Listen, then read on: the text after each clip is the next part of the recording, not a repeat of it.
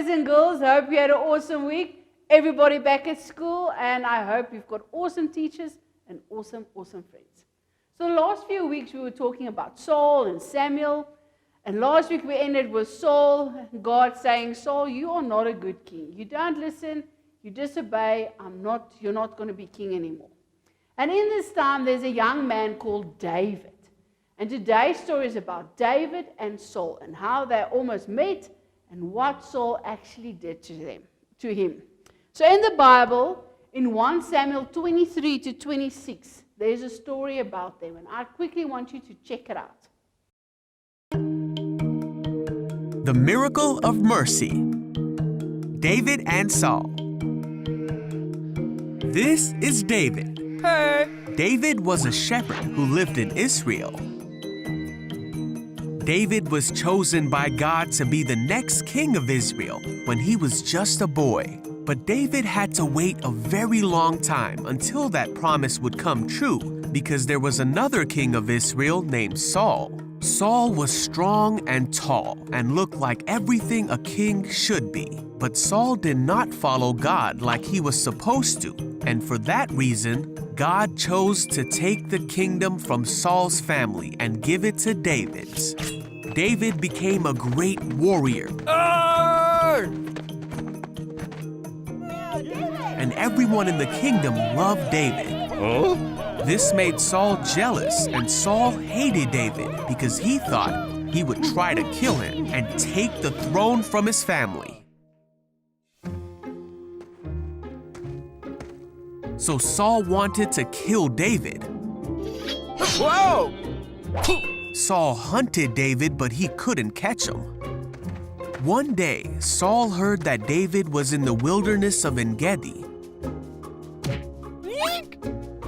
So Saul gathered 3,000 of his skilled fighters and went to find and kill David. During Saul's search for David, he went in a cave to relieve himself.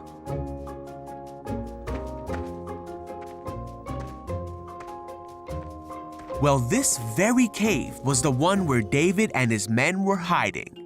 And when David's men saw that Saul was unaware that David was there and unable to defend himself, they said, "Now's your chance, David. This is God telling you that he will give you your enemy to do with as you wish." So David crept forward and cut off a piece of Saul's robe. But then David began to think that it was not right for him to take Saul's life.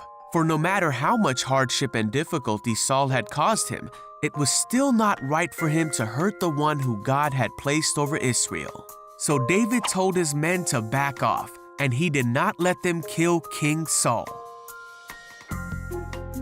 They waited until after Saul had left the cave. And then David ran out of the cave and shouted after Saul, "My king! Why do you listen to people who say I am trying to harm you? Look, I cut it off, but I didn't kill you. This proves that I am not trying to harm you and that I have not sinned against you, even though you've been hunting me." David went on to promise that he would never harm Saul. David said that God would be the one to protect David and to rescue him from Saul's power. Saul said, "Is that really you, David?" And he began to cry. Saul said, "You are a better man than I. You have been amazingly kind to me today, for when God put me in a place where you could have killed me, you didn't do it. Who else would have done this? And now I realize that you are surely going to be king, and the kingdom of Israel will flourish under your rule. But promise me that when that happens, you will not kill my family." So David promised that he would not hurt Saul's family, and they left each other in peace. Now Saul continued to cause difficulty in David's life.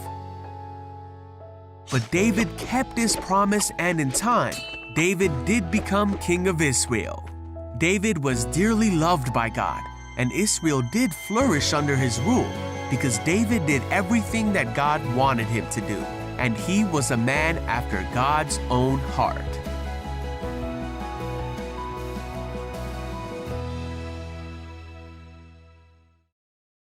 What did you think about that story. So this is a guy that really, really, really doesn't like David. And he went after him with 3,000 men. How would you feel if you're at school and someone doesn't like you and he gets all his friends, like even the whole school? I don't think even in your school there's 3,000 people, and they go after you. I would really get very scared. So David was scared because he's running for his life. This guy is psycho, if we want to say that, and he's behind him. So David is hiding with his men in a cave, and Saul walks past. He's like, oh, I'm very tired. I'm going to rest here. So he walks into this same cave that David is hiding in. See how God works in mysterious ways? So God gives David a choice. He said, and David's men also said, you can kill him. Kill Saul, then it's over. Then we don't have problems anymore. And what did David do? He showed mercy on Saul. He cut off a piece of his robe, and he waited for him to wake up. And when he woke up and he walked away, he's like, excuse me, hi, I'm David, the one you want to kill, remember? And in the story it says he saved his life and he showed mercy. And Saul said, oh, thank you, you could have killed me, thank you. But please, if you become king, also have that same mercy on my family. And please don't kill my family. And David said, it's a promise, I will keep my promise. And you know what is crazy about this story? After that amazing encounter with each other, making a promise, David making a promise to Saul, I will spare your life and your family's life, Saul still tried to kill him after that. Quite a few times after that. He still tries. But because God saw David's promise to Saul, saying, I will not kill you, that God decided, well, then I will protect David. That is a promise. God protected David because he was keeping his promise to Saul. So eventually, poor David, I think he was tired by this time, he became king. He was one of the most amazing sister kings ever. Why? Why was David an amazing king? I'll tell you why. Firstly, he did everything God told him to do. God then had favor on David because he listened to God and all his commandments. And in the Bible it says that God says that David was a man close to God's heart, meaning that God was close with David, meaning that he listened to God and he did whatever he needed to do with the people of Israel. So David was a super awesome God. So this week, when you know there's someone after you, if they are ugly, if they bully, if they are just plainly nasty with you, even if it's maybe even a teacher, show mercy on them. Because you know what? God sees that. And because you will show mercy to other people that's ugly to you, I believe in my heart that God will protect you against those same people that is after you. May you have an awesome week. I will see you next week. God bless. Bye.